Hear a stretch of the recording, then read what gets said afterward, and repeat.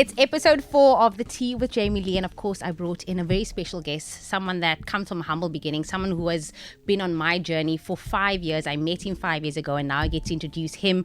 Bars, no bars, Khanyisa Ketse. That was me trying to rap. You suck. I did try. So what is this no bars thing? I always see people posting no bars and I'm like, where's it coming from? It's a line on TikTok. So sometimes we just speak in TikTok. I don't know if you have this thing where you just speak to people in like moi, no bars, or just like you'll just say random things on TikTok and then that's supposed to make sense. So it's like a moi, no bars. I see a lot of the ladies are doing that. Is that what your For You page is all about? Like what when you scroll through your For You page? Do I see girls? What are you seeing? You know those people are like, why am I always seeing girls? It's because you liking girls. That's the why. algorithm is pushing the girls. No, I see a lot of like jokes and stuff. Yeah, because I follow a lot of you know that like very basic content. I don't want to say it's basic, but it's very basic. Like people just take their phones and they will shoot like in a back room or whatever. That's what's on my For You page. But I also don't really scroll. I'm not a content consumer. I'm a content creator. I love that. But for a long part, you used to consume content. This is how you became so successful in what you're doing right now. I don't even know how to, that's why I didn't do a long intro for you, because I don't know how to even title you. I don't want to box you, because 5 years ago, we met, bruh, at the most random place. I was auditioning for Presenter Search on 3. You were working as social media at that point, right? Social media manager for Presenter Search. That is wild. And you came up to me, I remember you were like, oh, you have to do a link to camera to the phone and like introduce yourself. And I was like, 5 years later. I was actually thinking about that yesterday because you were the first person in line. And I remember you wearing a 2-piece with a polo neck. A brown suit. Yeah, a brown suit. I was like, what the hell? Who is this lady? But 5 years later, look at you, bro, interviewing me. What the hell? What? But I mean, even back then, I knew you had something, because we kind of started a friendship then, and I always knew that you were gonna. And it's so crazy when I think back to that time. I also see now just how much you've grown, but also how you said that you were going to do exactly what you're doing right now, just opening up spaces, creating almost your own path for yourself, for hip hop, for the rap game, for just you. And now you're living that. And the reason why I wanted to get you so early on in my podcast journey was because next year I won't be able to afford you. I won't even be here. Yeah. Hey. Even in 6 months, I feel like you're going to be on a different level, because that's where you're heading right now. So I had to bring you in early to just share your journey with us, like how it started, what got you into being consistent. TikTok changed the algorithm for you, because at first you were doing this cute little videos with your sister, which I love. She's a nunky pie. And then just, saying, yeah, I'm going to come up in the rap game. And then you just showed it to everyone. You showed the discipline, you showed the consistency. But take us back, like where it all started for you and really where you understood, yay, I have something different in me and I want to share that with the world. So, I mean, I started this when I was 7, right? I started rapping when I was 7 years old, right? And it's just something that I always felt like I wanted to do. And I was doing it in Xhosa, right, back then, which is crazy because it's almost like a full circle moment. I did it in Xhosa, and then as time went by, I started doing it in English because I went to English schools, so I felt like my audience was English, right? But no one actually kind of, grabbed onto it. In high school, I did performances. At school, there was this thing called the Makiti. So we'd jump on that. I would rap, on people's beats. I remember rapping on Amelie and Sister Bettina. What? And they would just eat it up. They were like, Sister Bettina! Yeah. Already that. But I was rapping like in English, right? And I could just tell people weren't resonating with that, right? Because it wasn't really authentic. Because what people don't understand is that you can always express yourself best in your own language, right? Your audience will come. So anyway, 5 years later, there's that song. I would probably pasta and lobster. I'm pasta and lobster. Yeah. So I'm chilling. Got a white boy in my rasta. Yeah. So I'm chilling on my couch, right, at home, and I'm just like listening to the song, and I was like, oh, what a cool beat. And then I made a joke, right? I did a small freestyle joke in Xhosa, right? And I was just talking about how I also want pasta and lobster. I'm done eating eggs, like this suffering is torture, that type of stuff, but in Xhosa.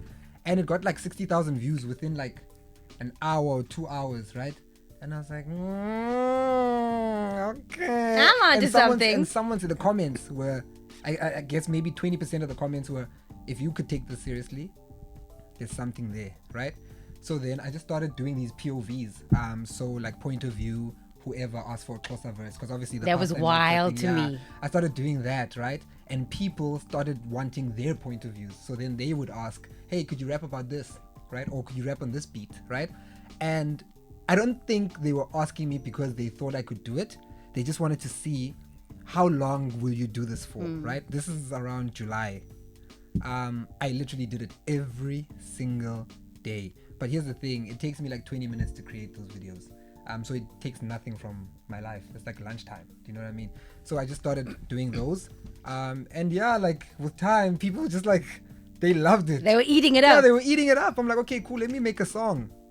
I made a couple of songs. People were eating those songs up. And what I love about it is that they're saying they didn't know that they were fans of hip hop, right? Until they heard me. And they're saying that I'm speaking to them because I'm rapping about relatable things. Lots of rappers will swear at you, they'll flex on you. I'm not flexing on you. When I'm rapping, I'm kind of putting a scenario at play, right? And it makes it shareable because you've either experienced it or have done it to someone. So I'm bringing the women and the men together. So a lot of people will share it with their girlfriends, people that they like and all that stuff. So that's how it kind of became what it is now. There's so much to unpack here because it's like, you just started, you were sitting, you were at home and you said, like, let me just give it a try. I'm not going to be fearful because I'm sure in this space, there's sometimes where you're just like, nah, I can't be the next this, I can't be the next this, but you can be the next Khanyisa Ketse, and that's so amazing.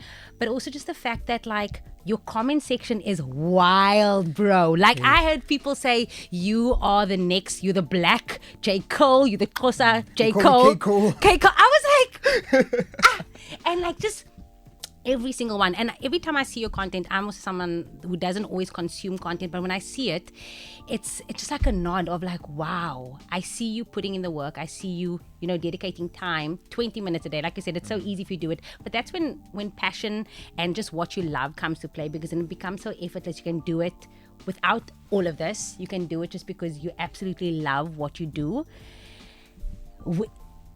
Because you're living it out now. You're living it out. You're creating it. You're dropping singles. You're dropping songs. Where to next? Like, because now you're here, and you put this out there, and you said that one day you want to get to this place, but now you have to think of the next step again. So, like the engagement that I get, right? First of all, your typical engagement, like your really good engagement, is at like 6 to 9%. Really good, like probably 12-13%. I'm at like 30% engagement rate, right? So that's like every million people, 300,000 people are engaging with me and telling me you're dope. I don't get any negative responses, right? And from that, what people are saying, it's almost I don't see it, right? I don't see myself the way that people see me, right? Because they are like, you're gonna get a Grammy for this stuff. Do you know what I mean? They're saying, yo, you're like the J. Cole, you're the best, I never say that, right? They're calling me the GOAT and all of that stuff, and they're like, yo, dude, you're bringing back hip-hop, right? And to me, it's like, because you've got hip-hop artists who are big, but no one's doing what I'm doing. No one's rapping for people every single day. Do you know what I mean? So I think the next step for me, the next step that makes sense is to take it global, right? Because I've got this new song that's dropping on the 15th of March, right? Is this an exclusive Plug. to the T with Jamie-Lee? Right? So the name of the song is Zibasele, right? Which is like hype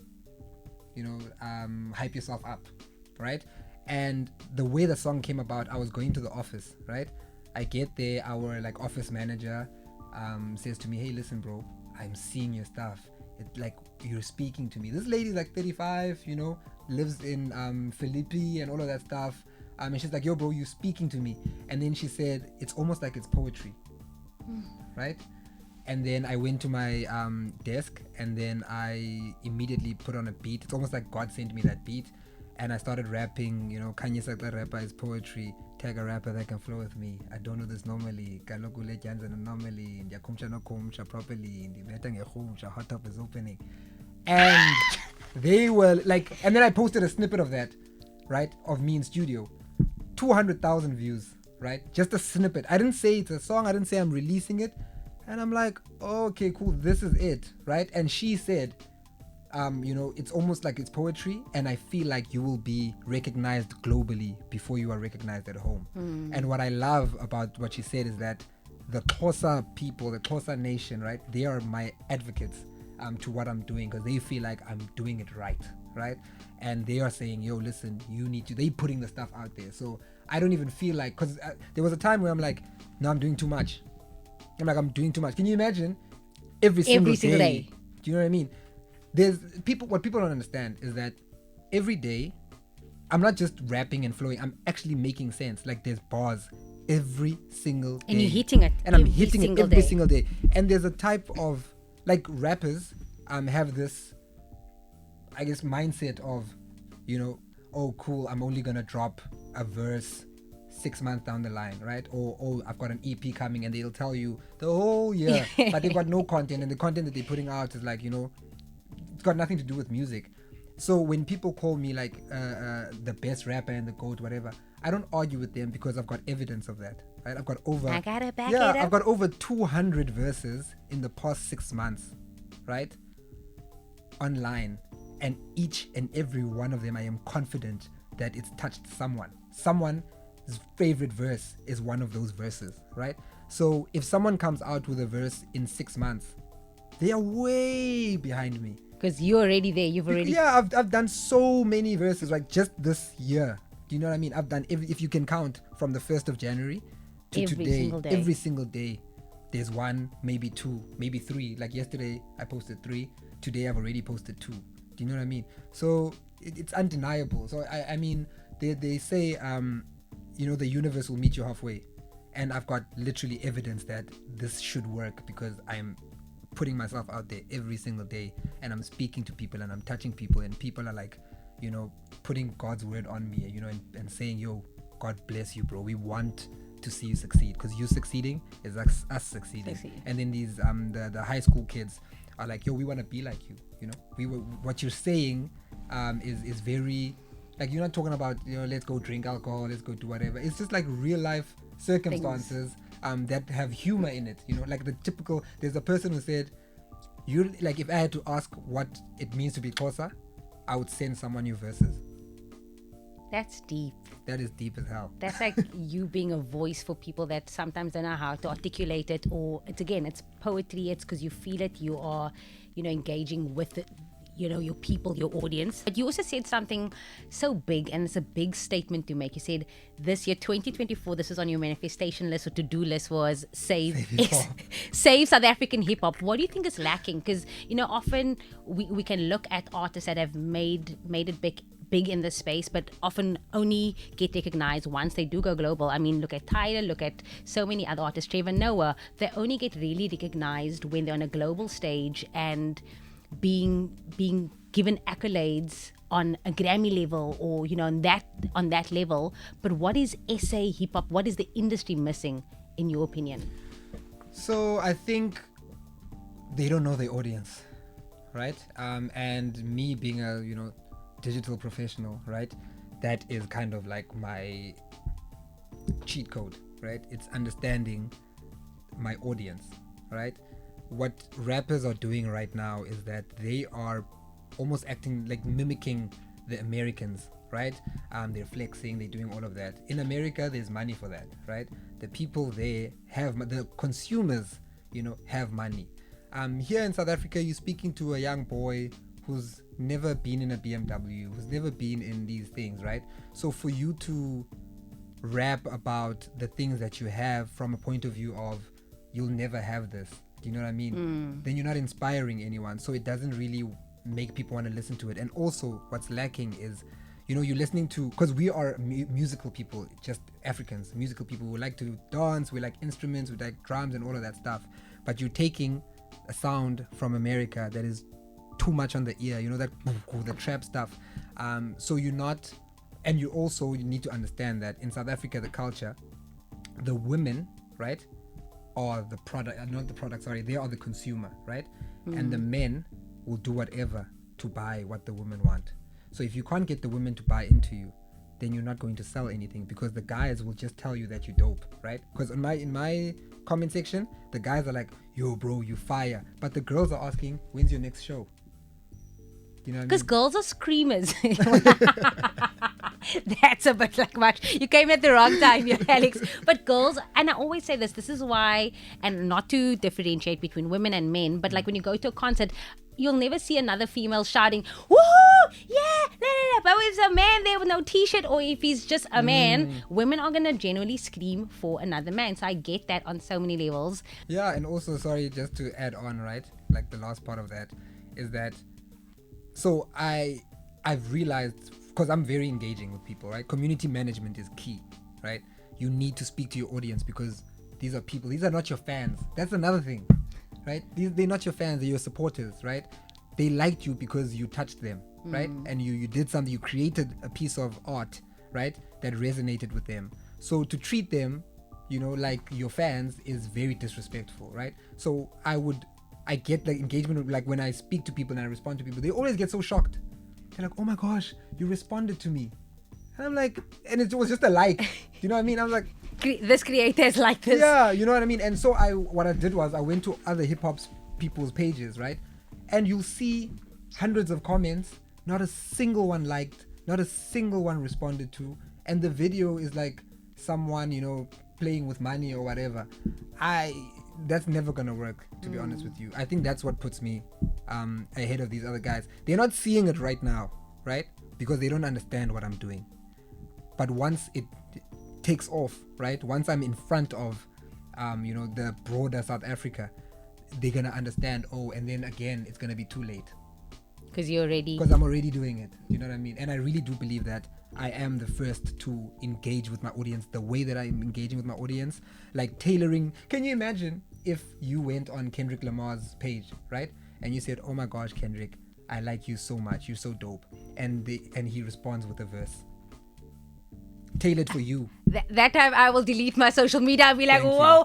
I will literally frame that comment and it'll be in my mommy's living room. Thank you. So now 10 years from now, that person will always cherish it. And as they're seeing me grow, they're downloading those videos. Like sometimes I'll be chilling on WhatsApp and I'll just see myself popping up on someone's, you know,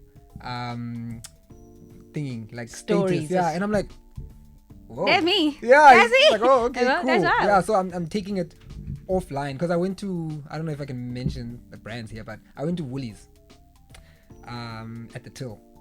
I buy online now. I went to Woolies at the till with the waterfront. You're so extra. I buy online now. At the waterfront. No, you don't understand, right? At the waterfront, right? People at the waterfront have no business listening to what I'm rapping about, right?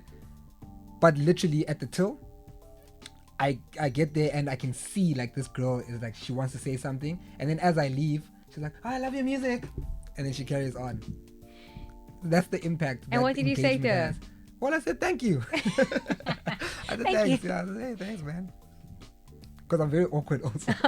Are you socially awkward? Yeah, I'm very socially awkward. I never know what to do. My friend helps me a lot. Sandile, you know Sandile? He helps me a lot with, you know, managing that, because he'll be the one who engages and he'll be the one to spot it, because he'll always be like, yo, bro, that person is definitely staring at you. Which is crazy how TikTok, it's real people, right? But here's what's even crazier. Facebook. Is your fan base My on... fan base now is my supporter base. Yes, sorry. Yeah. My supporter base is on Facebook. I don't play with Facebook, guys. Hey, Facebook, don't sleep on Facebook. And also Facebook pays. Really? Yeah, Facebook pays, right? And in dollars, I guess. It pays. So the more you need to post videos on Facebook. I must go back. I must take it on Yeah, Facebook. literally on Facebook. Like even Kat, we were talking the other day, and he was like, "Yo, bro, I see you just went on Facebook and you started doing this." I was like, "Yo, bro, you need to monetize on Facebook." Facebook yeah. too. You can post anything. Like the other day, I was watching Kabeja the Empire. There was a scene there that I thought was wild. So I recorded it, right? While I'm, again, my couch. Yeah, my couch is making me money. I'm chilling there. What kind of couch? I need to pay for this kind of couch. So I'm chilling on that couch and I'm taking a video, right, of this thing. It's a 30-second video.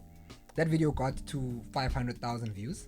And I made like money off of it. So it doesn't have to be rapping or whatever. It just needs to be content. people are, because brands will have in-stream ads, right? So they'll either have the ad at the end, or they'll put it like a bumper ad at the bottom. Yeah. So when people are watching your video, it doesn't interrupt what they're doing, but it will definitely be seen at the bottom, and be pushed.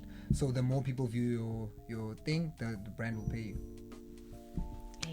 You're dropping so many gems here. But I also want to go back to last year, because you worked with some big, massive, flippin' names last year. Trevor Noah, our very own Namzama Mbata. I don't know who else. You worked with Kevin. How was it? Did you have like that awkward moment? I don't know what I'd do. I'd start clapping. I remember once I was still working on TV and I had to interview Naomi Campbell and CeeLo Green. But it was the time of COVID. So it was... First of all, why are you just... Naomi Campbell and CeeLo Green. No, but listen, Zoe was still with us at that time. I was sweating buckets. I didn't know how to do it. You were literally just rubbing shoulders there. And what was that experience like? So, are you allowed to say anything? Yeah, no, I am. I just want to add context to it. So my job, right? I work in advertising. And recently, 2 years ago, we got the opportunity to pitch for Prime Video, right? Amazon's Prime Video. So obviously it's a streaming service for those who don't know. And I led kind of like the digital element of it, right? So everything social media, I was the agency guy, right? So I was the guy who, had my team, we'd put together ideas, and put it forward, and once approved, we would then, produce the stuff. Because I have my background in, where we used to work, for sure. Where we used to work in television. So they really trusted me with that. So I came up with some nice kind of content ideas and whatever. And they wouldn't tell us like, yo, like what's happening. And then they're like, okay, cool, we've got a big star coming, blah, blah, blah. We're dropping a new movie and whatever. And you guys need to come up with a strategy. I come up with a strategy. And then they're like, okay, cool, this is the person, right? And I'm like, yay! Because listen, I grew up on that guy, right? Kevin Hart was my favorite comedian for the longest time, right? Even my cousins were like, yo, Kevin Hart, you introduced us to this guy, right? But here's the thing, because of the role that I'm in, right, I have to be very professional at all times, because who is important to me is my bosses, right? And my bosses are there in the room all the time, so I can't be unprofessional. Yeah, while they were unprofessional asking for pictures and stuff, I was just like chilled, and also, there's value in that, because it makes that person comfortable, right? It makes, because I started, the whole conversation with a story, because my job there was to capture the promotional content, right, for Die Hard. So basically, I just had to sit there with him, make sure he's comfortable, relaxed. Yeah, make sure he's comfortable and relaxed, and come up. Well, I had to write the scripts. That's the wildest thing, right? Is writing scripts for him, sending the stuff. Even Trevor, I had to write down like these call to actions and all these things that I wanted him to say, right? And add elements of jokes and stuff, and send it to him. You had to do that. I had to do that. So everything they were saying on camera, right, was written by me. So that's how it worked, right? But obviously I had the help of my team, right? So we, panel beat and work together. So I'm not saying that it was all me. No, it wasn't all me. But it was. But even just to be a part of something like that. Yeah, and then I get to communicate it. Because of my personality, they were like, listen, you'll be the one to drive this and run this, right? Because apparently celebrities, I guess, and personalities, take a liking to me. And I don't know why. I hated you first when I got in the game. Like you, I was like, this guy is arrogant. He is annoying. He used to call me Felicia. He literally used to call me Felicia. Like, hey, Felicia, when come. But yeah, I get you. But yeah, Felicia. So yeah. So anyway, so then first of all, the global stars are literally the most chilled people ever. Because when I walked into that room, do you know what was on his rider? Is this Trevor or no? This is Kevin Hart. Kevin Hart. Blue Seal, the Vaseline, and a charger and an iPhone charger. This guy is at the what's that place? There's this restaurant. There's this hotel. The I don't know. Radisson if it's Blue. Piazza or no? It's like a last number. Like top tier. We're in the penthouse, right in Johannesburg. Okay, no, I don't know. In Sandton. The Plaza. Palazzo, ne? Palazzo. Palazzo. Well, Yes, because I remember. Yeah, it's a Palazzo. Because I said I rapped. I was like, I'm with Kevin Hart at the Palazzo. But anyway, bro, I'm there with Kevin Hart at the Palazzo. And yeah, he just walked in there and he was like the most chill person. But here's the biggest thing that happened there that really made me feel like, oh wow, I can actually do whatever. He was very tired when he came into that room, right? I'm the first person that he engages with, and he's just like annoyed, right? He's just coming in there very annoyed. And I was able to get him, like, at the end of the whole thing, was like, yo bro, I appreciate you, like, you know, shout out, like, good job. And he was like really you know, chilled and relaxed, which then set him up nicely for the actual event, right? So yeah, it was very, I don't know, man, I don't even remember those moments. That's why I always, if you look at my content, I always have a videographer you know, capturing the behind the scenes, because I feel like, you know, you can see these people are doing these things in South Africa, but you don't really see the people who actually make the things happen, right? So I always want to, it's like my CV, I always want to put myself in that light. So yeah, man, yeah. And Trevor was for this recent show that we did, and all these things, you know, we shoot like a year before they actually happen. So I have to sit on that. And you can't tell anyone because you obviously signed an NDA. Dude, I shot with Trevor in February 2023, right? I only posted the stuff last week. That's an entire year. I can't It's a keep year. I can't keep a secret. Can't I'll tell tell my anyone. best friend, I'll be like, yeah, you can't tell anybody. Okay, obviously, when you sign an NDA, you really can't. But still, to hold on to something. But you knew, because you there was my close friends. Yeah. I'm the closest. I'm like, I was like, hey, let's go, I was like, I want to screenshot this, but who am I going to send it to? Let you, who am I going to send it to? I'm so happy that the people in my close friends are not like that, right? They literally will just keep quiet, and then a year later, they'll go and be like, oh my gosh. Yeah, like, yeah. Oh, that's amazing. So proud of you. It's like, bro, you Can't been he? you, dude. But yeah, for Trevor, we had 20 minutes with him, right? Well, even Kevin Hart, we had 20 minutes with each. Yeah, because the rate card is rating yeah. you just have that 20 time minutes slot. each person.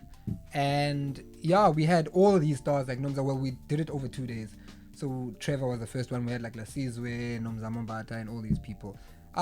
Trevor's just a chilled guy, man. He came in and he was like, you know, like he was talking to me, you know, like, because I was obviously giving him instructions and stuff, and he made it very comfortable for me to feel like I could, you know, tell him, hey, listen, I need your energy to be up a little bit. Do you know what I mean? Or we need to do this. Because also remember, what people don't understand is that they see me as Khanyisa, you know, the guy on social media, right?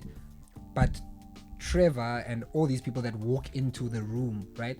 They don't know who's who. All they know is that is the director. Right? That is the producer. That is the digital person. That is, I have to take instructions, because at the end of the day, you're there to work. Everyone's there to work, right? And that's what I've been blessed with. My team, right, understands that. Everyone knows. At the end of the day, it's cool to work with all these people, but we need to get the job done, right? And the only way you get the job done is to stay professional at all times. So we don't take, like, we're not allowed to, it's not that we're not allowed, but we don't do it. We don't take selfies with them. So you'll never see me going, yeah. But what's nice is that we control the set. So we always have a videographer capturing. We've got all the content, you know, you've got everything there at your disposal. So then we're able to, you know, cut it out and use it. Yeah. Did you ever think that you'd get to this space? That, I mean, I'm sure there was a part of you like, you know, one day I'll be sitting around in spaces like this and just even learning from everything you learned from TV and digital, and now applying it into your life, and also now when you meet other celebrities and stars, and, you know, just being able to navigate the space. Did you ever think you'd be here? Yeah, Jamie, no, bro. Because I started working at a call center. Like, my life wasn't, you know, all rosy, right? But I think, you know, I've always just had the hand of God, right, on my shoulder as I've been, you know, navigating my way through life. Because even how I got to, you know, work for Cordova, it was out of the blue, right? I remember when I worked at the call center, I just, you know, was this kid from Humansdorp, came here, had to drop out because of financial reasons. And then I work at this call center, and the people just take a liking to me, right? And they just literally are telling me, yo, you deserve more. There's this lady, Ashley, who used to work in the marketing, and she said, I walked into the boardroom and they were sitting talking, and she said, she was saying, they were talking about me, and she said, one day we're going to see you on our TV screens and say, we used to work with that guy, right? Oh. And I used to just laugh it off. My boss, I wanted to do a truck driver's license so that I could be a truck driver, because my uncle was a truck driver and he was making racks, you know, driving all over the place. So I thought, okay, cool, this is what I'm going to do. And they said, no, you're not going to do that. We're sending you to UCT, you know, those Get Smarter courses. You're going to do digital marketing and you're going to do our social media.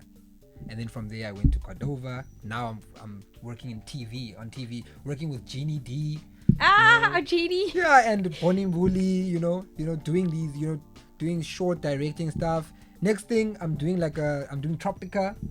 You know, next thing, I'm doing presenter search by myself, and I'm like the trend guy. I was known as like the trend guy, right? Because you made everything yeah, trend. everything trended. Like everything I touched trended. I remember. Literally, and organically. Like, it's not like what people don't understand about trending is that brands pay for trending, right? I did all of that stuff organically, right? And it was the first time that company had that consistent trending strategies put in the place. And I think with me, it was just a matter of when I look at any strategy, I put the human first. It's like, what is going to make that person talk? And that's always what I've done. And I've always from Cordova, I knew I was going to be a media mogul. I was like, I'm going to be a media mogul, right? And then, what was it? The COVID. Remember I performed on the show? Yeah, I remember. Bro, with a band and stuff. Yeah, and everyone was shocked because they're like, bro, where is this coming from? Can I be very honest with you? I always thought that you were joking about like your talent. Up until you started like really being frequent and putting out your work out there, I always just thought that you were reading stuff or you had to rehearse, and it was this thing of like, yeah, he's got something there, you can hear it, but like there wasn't the certainty of like, I'm doing what I need to do. I flip and have what it takes. I'm even better than what I thought I was, you know, many years ago. So kudos to you though. Yeah, man. Thanks, dude. Yeah, it's crazy because I always think the people like you, right, who have always been in my life and know me as a social media manager, right? Like, if you're seeing me now doing this, it's like, where, bro? At what point? I've known you for 5 years. And not once did you show any signs of what is happening now. Do you know what I mean? It's crazy. But it's very lonely though. I'm not going to lie to you. I was going to, because, you know, we talk about the good things. We always talk about, you know, how amazing it is to finally get to the space where you're like, wow, I'm finally walking in my purpose. I'm finally doing what I love, and I can wake up every day and inspire, you know, that one person that left a message on my social media, or hopefully I can resonate with someone. But there's also a different side to success, or different side to coming up and really putting in all of the work. You in a season of transition, and it's a messy one that's sometimes lonely. You've also recently, I think we can speak about this, you've gone on a sober journey. That must have been wild. How did you even navigate that? What was your come to Jesus moment where you said, you know what, I'm done with all of this? So I'm going to be completely honest with you, right? So it's December. I'm with, you know, friends. And then an incident happened, right? Where I felt like, no, man, people are seeing me drinking as a weakness, right? Because of the things that I do on, you know, people back home, these things don't happen. Do you know what I mean? They literally do not happen. Not only do they not happen, but when they do happen, people always fall, right? Because we don't, you know, you're getting whatever amount of money. It's like, no, we're not used to this. You know what I mean? So you always, you know, do drugs or alcohol, all those things, right? So I felt like, no, man, like the things people were saying, like, you know, the threats, right? Like someone, literally a close friend of mine, said to me, hey, yo, bro, you know, one day your family will find you, you know, lifeless. Because of your lifestyle choices at that time? Or what was the threat about? The threat was basically, you're doing too much, right? You're bullying us. That's what the person was saying. You're doing too much, you're bullying us, and we're tired of it, right? So one day we'll all be hanging out and your body will be found lifeless. So I'm like, well, that sounds like a threat, right? But yeah, and then when I left and I went to another friend to kind of open up, and this friend kind of, you know, put a stamp on that, like, yeah, like I also, you know, started talking badly. I was like, okay, cool, maybe let me stop drinking and see if maybe I'm the problem, right? Because that's what people don't understand. They always think that when people say stuff to them, it's the other person projecting or whatever. So I'm always like, I feel I'm self-aware, so I want to kind of reflect. Yeah, so I stopped drinking. But here's what's nice. There's many times where I've stopped drinking, but the different part about this is that I made the decision and I stopped. Like, I didn't even count. You know the counting thing. People like to count, right? If you count, I used to be a you counter. gotta go back. I used to be a counter. Gymming, all those things. Oh, day 1 gym, day 20 gym, day 35 you're back eating McDonald's. Do you know what I mean? And it's not practical. Like, if you want to do a lifestyle change, you need to make the decision and just do it. Done. Yeah, you just do it. And I literally, because I was known, bro. People used to think I promoted at Souk. Because you were out on the streets. Yo. I'd literally call you on a Thursday or Friday night and be like, yo, where's it popping tonight? Dude. This mama hasn't gone out in a while. People from Joburg would call me Musa. You all remember Musa? Yeah. Musa would call me. He doesn't even drink. He would call me and be like, yo, I'm coming with my boys. Get me a table. Like, those type of things. I'm like, yay? Am I that guy? Like, no ways, bro. So when I stopped drinking, I kind of lost a lot of friends, right? Because now the dynamics are different. Because remember, when you're going out as boys, right? Women, I mean, you can do whatever you want. But when you're going out as boys, there's 4 of us. And the places we go to, you know, when we went to Rands, the table would be like 5,000 Rand. Bottles and bottles. Yeah, it's bottles and bottles, bro. That's the only way to do it. Anyway, it's 5,000 Rand a table, right? You've got 5 guys. Everyone there is like, okay, cool, 1,000. Now it's 5,000 Rand a table. The one guy is not paying. Right? Because the one person doesn't drink. The one person doesn't drink. Because I'm not going to pay 1,000 Rand and I don't drink. And I don't drink, exactly. And maybe I didn't bring a girl, because if I brought a girl, then I would obviously contribute on behalf of the girl, right? But now it's 4,000 Rand. Now they need to pay 1,250. No. Yes, costa, ciao. No, yes, costa. So I started feeling like I don't contribute to the economy of, you know, the entertainment part of things. So then I just stopped going, and then I just started, you know, I recultivated my friendship with Sandile, who doesn't drink, never had alcohol in his life. And, you know, we just go for walks. More than anything, he's not in the entertainment industry at all. He's an architect. He's a lecturer at CPUT. So his life is very, like, you know, corporate side of things. So he doesn't look at what I do and think, oh, I want to do that or whatever. So he pushes me. He's the one who said, bro, he comes to my place. He's the only person in the world, not even my family, has access to my place, right? He can just show up. And they'll just let him in. At the door. And he just, they give him, which is definitely illegal, but the security guards give him and the access card. Remember, the access card gives you access to the entire building. He walks around with this access card. Just in jail, so he can literally go to anyone's door and be like, hey. You really hope Sandile is not that person. Bro. So sometimes I'll be like, for example, you know, I get very antisocial and I'll be sleeping and I just don't want anyone. And I'll just hear him, like, he'll call me, and he'll go knock, and he'll like, yo, bro, you need to, I haven't seen a video today.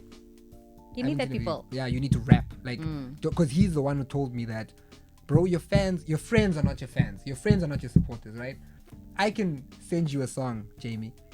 You're not my audience, right? So you will say, and then I'll feel like it sucks, right? And then I'll stop. But actually, there are like thousands of people who are saying, yo, that is it. This is why I want this. Because there's a friend of mine who was like, yo, bro, every day? I'm like, yeah, well, you don't care because you're not my audience. But my audience, if I don't post a video by 10, I go on Facebook and I'm seeing people like, oh, where's the bars? Like, oh, give us more. What's going on? Every single day. That's why either in the morning or in the evening, people need to wake up to my bars. Yeah, that's a lot of work. That's consistency. That's all of that stuff. But also just like, yo, man, that is just so wild to just hear it. And for you to also just tell us about this crazy whirlwind of a couple of months of just pushing and putting the work out there. But I think you also mentioned this now briefly about how lonely it is, and a lot of people don't get that. It's because you're having to unlearn a lot of things. You're also having to learn now that your friends sometimes are not the people that's going to be in the same season as you, reaping all of the hard work that you put in. You know, sometimes you're not going to be sitting around the same tables with the people that started. And it's sad because you always want to almost carry them like bruh, this is the stuff we prayed for. Let's go, dude. Let's go, let's do this together. But sometimes people don't get that. They don't understand, the end goal, the vision for you.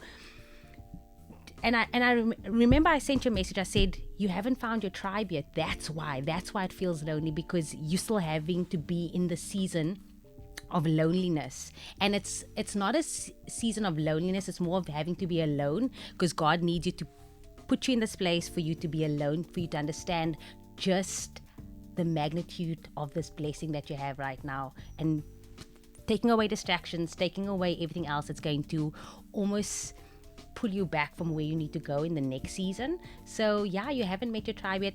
Shout out to Sandile that's been there and that's pushing you and telling you, bruh, put in the work. No, shout out to him. And also, just to touch on the God thing, right? I feel like when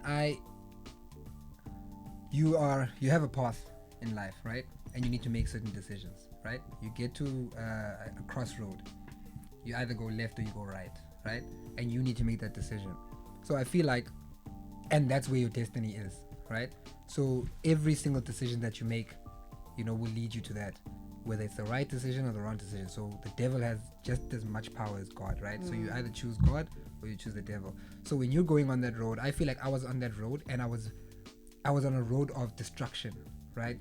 The amount of money that I was spending, even my daughter, I was like, I didn't have a relationship really with my daughter. I just felt like, I was, just sending money home, and that's okay. That's okay, right?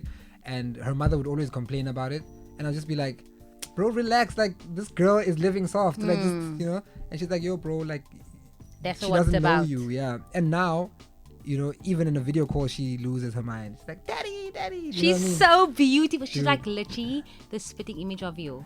Bro, it's insane. Control C. Yeah.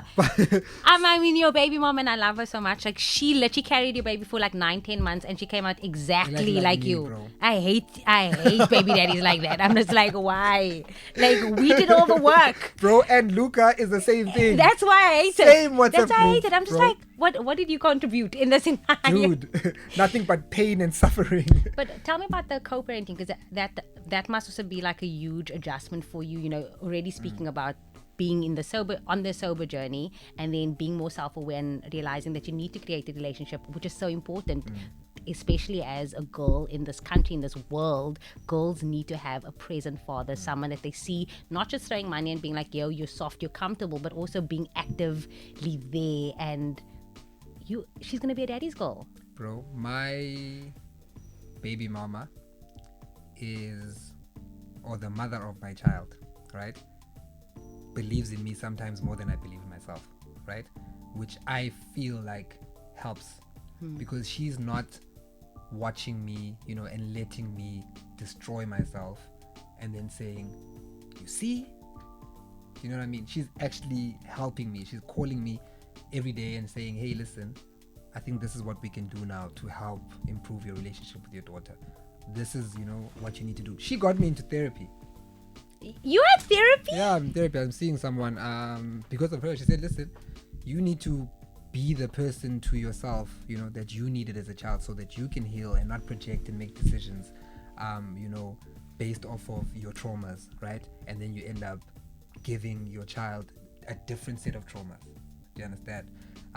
So yeah, and even like the day before my first session, she called me and she's like, yo, are you ready? And after, she's like, yo, how are you? Right? Like what happened? How do you feel? Are you gonna continue and all those things? So the co-parenting is very, very easy, because she allows me to play my role, but also she's like confidant in a way. It's gonna be problematic when I start dating, but for now, Sandy's killing it, man. And she's a great mom. She is. She's a great mom, and shout out to her for also keeping it down, because there's a lot of work going into all of this as well. Do you know what I mean? You need someone that is your anchor, but that's also puts your mind at ease, knowing that your daughter is safe, because that is what is constantly, we're always on. Like, we're always making sure that, you are providing, because you have a family back home, you have your daughter, you have your sisters, and so you are giving, and you know that on this path, you also providing for them, but also you need someone that that's keeping it down at home, that's making sure that your daughter's okay. And so shout out to her. Yeah. And inclusion, man. Like, I feel like a lot of mothers don't include, like, even the smallest things. Do you know what I mean? Like, for example, my daughter just started swimming, right? Even the smallest thing, she'll send me, like, the videos and photos, and she'll be like, yo, tell your dad about swimming or whatever, all those things. It's just that including me, and she doesn't just make a decision because I'm not there. She'll be like, hey, listen, we need to ask this girl's father what he thinks about this, even though she's already made a decision. She just wants to interrogate it with me first. That's beautiful. And then she'll convince me, which she always does. You are out here breaking so many generational curses. Black man in therapy, black man sending his child to go swimming. It's co-parenting, healthy co-parenting that we don't always see, we don't always celebrate. No one speaks about that and how difficult that is, because it wasn't always like this. I mean, I've been there since you found out. Yo, listen, hey. I was there when you found out. So Like it wasn't this, always like this, but for you both to be so mature and realize that you have a daughter and you're not going anywhere, you're always going to be in each other's lives. The best thing we can do is make this work for our daughter, not the relationship. Like, no one's saying y'all need to get back together, but what people is saying is respect one another, and we're always going to have each other. We're always going to be in each other's lives. But how do you think navigating, because you said, like, it's going to be different when you're dating. Hey, I don't know, bro, but also I'm just like, Are you in that, like, season of dating? Do you think that you're ready to, because you're a different version of yourself now. You're so different to who I met even a couple of months, years ago, and like you now need someone that's going to match this version of you. Yeah, and kind of understand me in a way. I'm not even open to dating, because I tried last year. I met this girl. Where? On the streets? No, on Instagram. Oh, your bars are so cute, Khanyisa. Well, actually, I had met this girl, somewhere, right? This is the tea. You can do whatever you want to. So this girl was one of the Presenter Search On people. Three Presenter Search on 3 contestants your year, right? But not the person that you think. Someone else. Years later, right? Okay. We kind of rekindle something. And we both have kids. She's got a deadbeat dad, baby daddy type situation. So she's looking at me and what I'm doing for my sisters and and she's like, oh my god, this guy, you know what I mean? So we start having a good thing, and I'm traveling all the time. So I meet her up in Joburg. I actually have a song that I wrote for her. But anyway, that is out. But anyway. What's the name of the song so we can go download it and stream it? Heart Yekyan is the name of the song. Direct translation meaning? The heart of a Xhosa man. Oh. Yeah, and I'm basically pouring out my heart to say, hey, listen, I wish we could have gotten somewhere further, but it is what it is. But you can come back whenever you want. But anyway, I went to go see her in Joburg, right? Because she lives in somewhere else. And then she flew to Joburg, and then I flew to Joburg to meet her there. And we had our first date. And she was there for the week. The date went so well that I extended my stay, right? And then we had a second date the day after. And then after that, we were like really, really into it. And then I invited her to watch Tamiya. You're so romantic. I flew her out. I flew her out. I can't believe I'm speaking like this. Who am I? It's me. I'm a good presenter. Dude. So I flew her out to Cape Town. And at the same time, my sisters were here.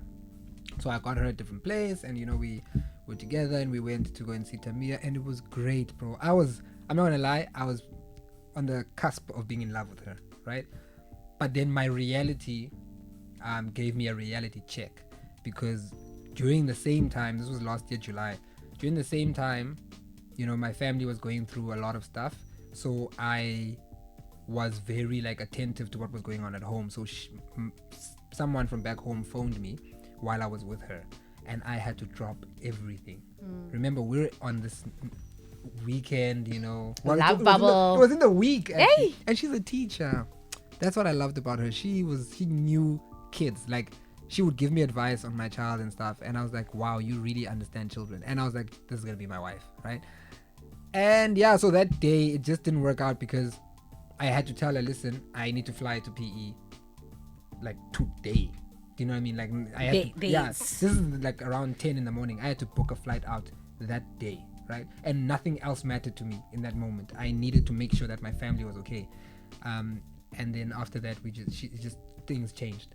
And she did say like, yo, I thought this is how things are gonna go, and you know, like clearly that's not how things are gonna be. And I was like, hey man, it is what it is. Oh, I'm so sorry. Hopefully, you know, just maybe not right now, and in the years to like a few years to come, you guys will find your way back together. But enjoy the season of, again, figuring it out, because it is messy, it is alone, it is sometimes exhausting because you know where you want to be, but you're already on your way, you're already there. So that's why we had to catch up with you. We had to have all of the tea, because I promise you 6 months from now, even a year from now, we're going to look back at this very interview and be like, yo bruh, we are on another level. Dude. We are reaching new heights, and I'm so proud of you. So I wanted to get you out here and just share your journey with the hearties. Do you have like a? I don't. People actually, let's create something. I'm not a creator like that. You are that person. Because my friend, he said something crazy. I was like, you're an idiot. So because my name is Khanyisa, which means light. So he gave me 2 options. He said the lighters. Which is crazy. But the lighties. I can have the lighties. Yeah, the lighties. But the lighties, they're not gonna love it. Yeah. Because Xhosa people are very like, no. In terms of, you know, calling them boys and stuff. But the lighters actually would be cool because I could brand lighters. And when I have a show, you must bring the lighters and. But yeah, bro. Oh my gosh. But I'm glad that we did this, because that's how your journey started with Presenter Search. And now, like, I feel like this is also going to be a piece of content that's going to live on the internet forever. It's a full circle and moment. Yeah, this is where it starts. I feel like this is where it starts, right? It starts now, and there's no going back. There's a new chapter for us to write. Before you get out of here, because I know you're a busy man, you got people to meet. I also wanted to create something where if you could go back and share one thing with someone starting out, because sometimes we sugarcoat this industry so much, and I don't want to be that person that says, it's all glitz, it's glam, it's we need to sometimes, you know, share the ugly truth and how difficult and how hard we still have to work to make sure that, you know, we're pushing through and getting on the other side. So what is that piece of advice you have for anyone starting out or who's finding themselves stuck at the moment, saying, you know what, I don't know if I want to continue this because I don't see the other side. I don't see myself getting out of this uncomfortable season. So what is that? I would say, I'm going to look at the camera. Figure out your why, right? Once you know why you're doing something, it starts becoming easy, right? And my why is I don't know an artist like me, right? So I became the artist that I wanted to see. So every time I write, every time I, you know, record, every time I, you know, make a song, I always listen back to it almost as if I didn't write it, and I enjoy it so much, right?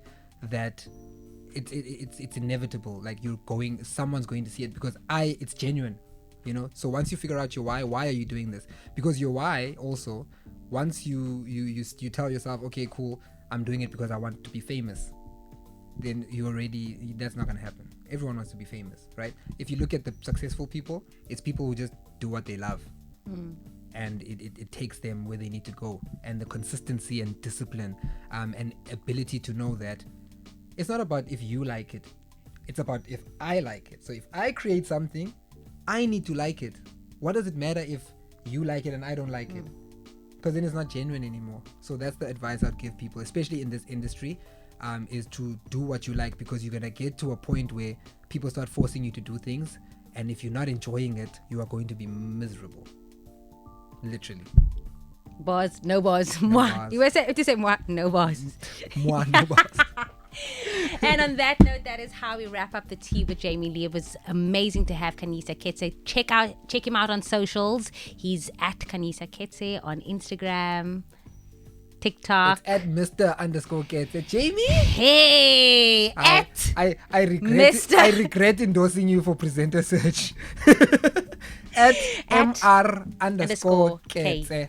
ETSE. Check him out online. Show him some love. Also show this channel some love. Heart FM. This is The Tea with Jamie-Lee. Out. No bars. No bars.